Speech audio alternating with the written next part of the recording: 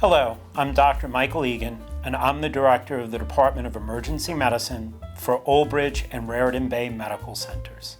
And I'm Richard Ortiz, Director of Nursing for Raritan Bay and Old Bridge Medical Centers. Today we're going to speak about how emergency departments work, and specifically what we at Old Bridge Medical Center have done to make your visit here as smooth and comfortable as possible.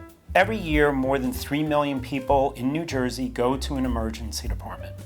Let me tell you about the situations that bring people to the ED most often.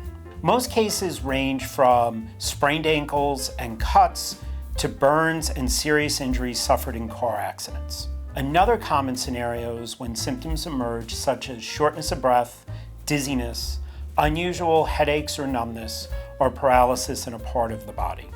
These symptoms can stem from heart disease or a stroke, which are among the leading causes of death in the United States. Some people hesitate to go to the ED, even when experiencing worrying symptoms. Many people might hesitate to go to the emergency department imagining crowded and chaotic spaces and opting to ride it out at home in the hope that symptoms will subside. But this hesitation may be detrimental to them. Some of the red flag symptoms include chest pain, sudden numbness or dizziness, and folks should not ignore these symptoms. The symptoms of a stroke include balance issues, vision problems, facial drooping, arm weakness, and speech difficulty. The symptoms of a heart attack include chest discomfort, which could be a pressure, squeezing, fullness, or pain, discomfort in other areas of the upper body, like the arms, back, neck, jaw, or stomach, shortness of breath, and other signs including cold sweats, nausea, or lightheadedness. When it comes to stroke or heart attack, timing is the most important thing determining the outcome. There is a saying, time is brain. Brain damage can occur in as little as 5 minutes if your brain is deprived of oxygen during a heart attack or stroke. Strokes and heart attacks occur when there's disruption of blood flow to the brain and heart muscle. These disruptions occur when there's a clot or plaque buildup that's causing blockage in various arteries, or when an artery breaks open, causing internal bleeding. In both cases, the longer the blood supply is lost, the greater the damage. There are incredible new medical interventions that allow physicians to prevent or reverse the effects of heart attack and stroke if they are addressed early enough. This is where Old Bridge Medical Center can help. Old Bridge Medical Center expanded its emergency department 3 years ago. Rich, can you tell us what makes it different from other emergency departments? Sure thing, Dr. Eagan. At Old Bridge Medical Center, we know that timing and optimal care can make the difference if you find yourself in the midst of a critical medical emergency. So OBMC set out to improve the emergency department, focusing on state-of-the-art equipment, comfort, and shorter waiting times. The medical center has added private rooms, spaces for mental health emergencies, and even a sensory room for autistic patients. The new emergency department enhances care with safer, faster arrivals by expanding the number of ambulance bays, on-site technology that provides faster diagnostics and treatment, and a concourse that connects all 3 buildings on the hospital's campus and more. As patients come into our emergency department, they are assessed according to the Emergency Severity Index, which is a 5-level triage algorithm used in emergency departments to prioritize patient care based on acuity and resources needed. Level 1, for instance, covers the most critical patients, and Level 5 covers situations such as a non-major cut on a hand. For those coming in with symptoms such as blurred vision or severe headaches, we move quickly to determine the underlying cause. Let me walk you through what a visit to the emergency department here at the Old Bridge Medical Center might look like. So when you come into the emergency department, you'll come over to the registration desk where you'll be met by one of our team members from Patient Access. We'll be able to have a nurse come out and assess you so that we can get you to the appropriate level of care. We've improved a lot of our technologies, including walkie-talkies, so that we can get you the most appropriate care as quickly as possible. This is the front end of the emergency department. If you present with complaints of chest pain, we immediately bring the patient over to this area. We'll do an EKG so we can identify whether or not the patient is having a cardiac emergency. It gets evaluated by the provider, and we'll bring you right inside where you can start receiving emergency treatment. So once we come into the emergency department area, the patients will be met by our charge nurse. This is Victoria.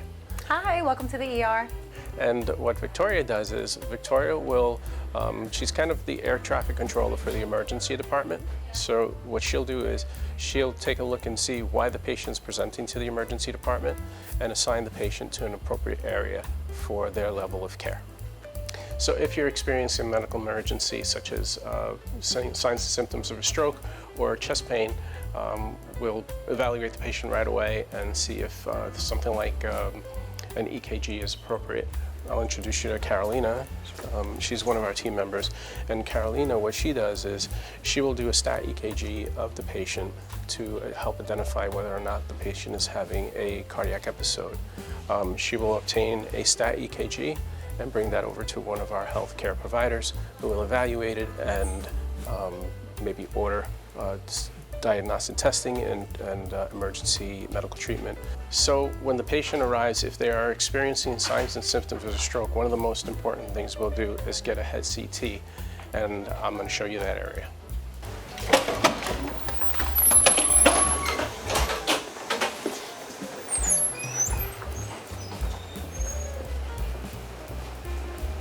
So for patients that are experiencing a stroke emergency or that are exhibiting stroke-like symptoms, we have our state-of-the-art CT equipment that can help us diagnose whether or not the patient is experiencing a stroke emergency.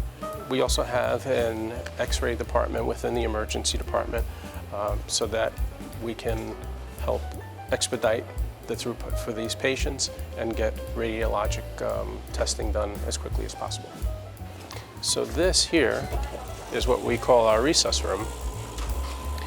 And this room over here is where we will stabilize patients who are experiencing a medical emergency. In cases of cardiac emergencies, we have put a lot of effort into acquiring some of the state-of-the-art equipment.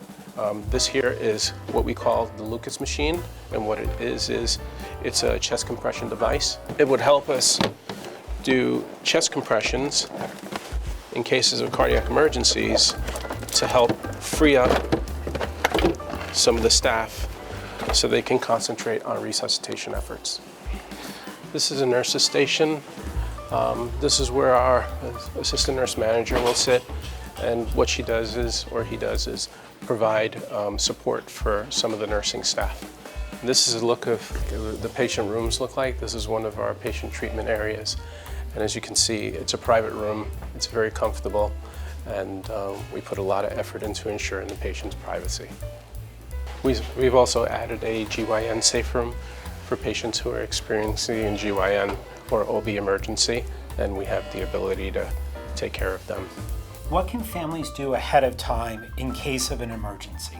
That's a great question, Dr. Eagan.